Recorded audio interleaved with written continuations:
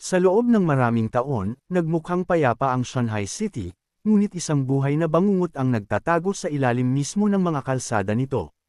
Halos hindi makapaniwala si Lin Zichen habang nakatitig sa dambuhala at may maraming ulong kawan ng mga nakatatakot na mutant beast na biglang sumabog palabas mula sa ilalim ng lupa. Habang mahigpit na hawak si Shen Qingan, alam niyang magiging pagkain lamang sila ng halimaw kung wala ang kanilang makapangyarihang tagapagligtas.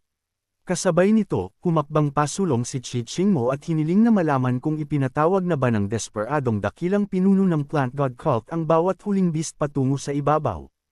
Pinagpawisan sa takot, mabilis na kinumpirma ng pinuno na ang buong hukbo ng beast ay nasa ibabaw na ng lupa at itinatanong sa maalamat na cultivator kung sa wakas ay malaya na siyang makaalis. Kalmadong sumang-ayon si Qi Qingmo na maaari na siyang umalis sa mundong ito. At bago pa man mapagtanto ng matandang kontrabida na siya ay pinagkanulo. Nagpakawala si Qi Qingmo ng isang pulang pagsabog na ganap na naglaho sa kontrabida sa kinaroroonan. Ang nakatatakot na kawan ng mga beast ay agad na sumunggab sa kanya, ngunit hindi man lang kumurap si Qi Qingmo habang nag-iwan siya ng isang dambuhalang chain reaction ng mga pagsabog, na nagwawasak sa buong sumasalakay na hukbo upang maging pira-piraso sa loob lamang ng ilang segundo. Pagkatapos ay itinaas niya ang kanyang kamay, at madali itong pinagsama-sama para maging pills.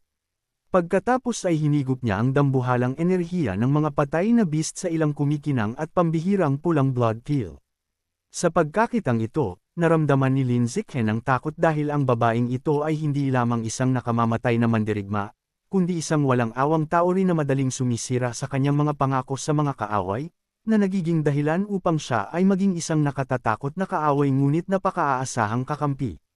Sa paglingon pabalik sa magkasintahan, inutusan sila ni Qi Qingmo na bumalik sa kanilang tirahan upang makakuha siya ng blood transfusion para makabawi, at nerbyosong sumang-ayon si Lin Zichen.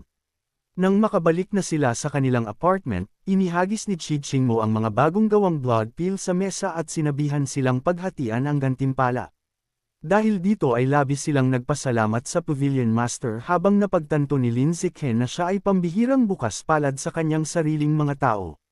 Hindi niya maiwasang ikumpara siya sa Deputy Governor na si Ye Yongsheng, ang sinungaling na politikong nagkanulo sa kanila, at nangako siya na kapag siya ay naging sapat na malakas, hahabulin niya ito at pagbabayaran sa lahat ng bagay.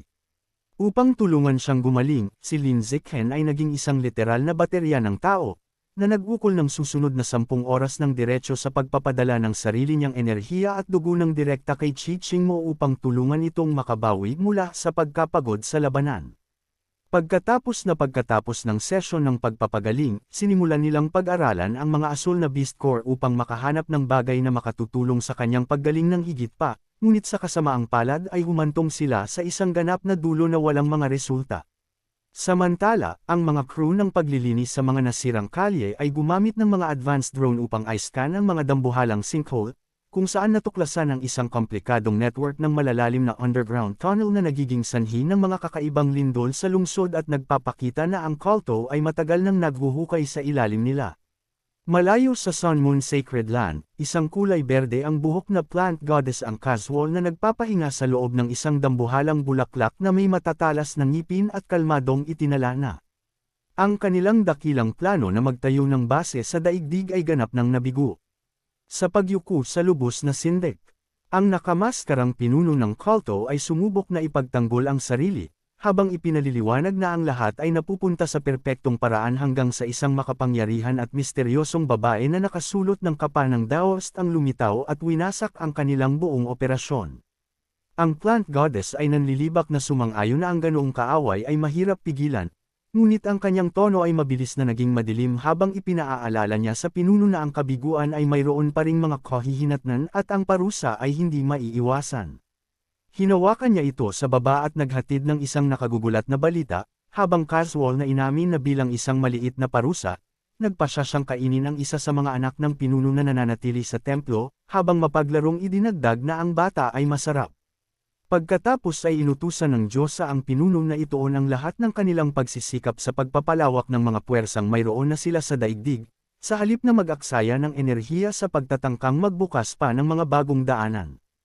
Plano niyang laruin ang mahabang laban, habang naghihintay hanggang sa ang likas na harang ng daigdig ay hamina sa paglipas ng panahon upang makapaglunsad sila ng isang dambuhala at nakatugmang pagsalakay kasama ang iba pang mga grupo upang durugan ang planeta ng minsan at para sa lahat. Pagkatapos, magtatatag tayo ng isang kuta sa isang lokos yung nauna na nating napili.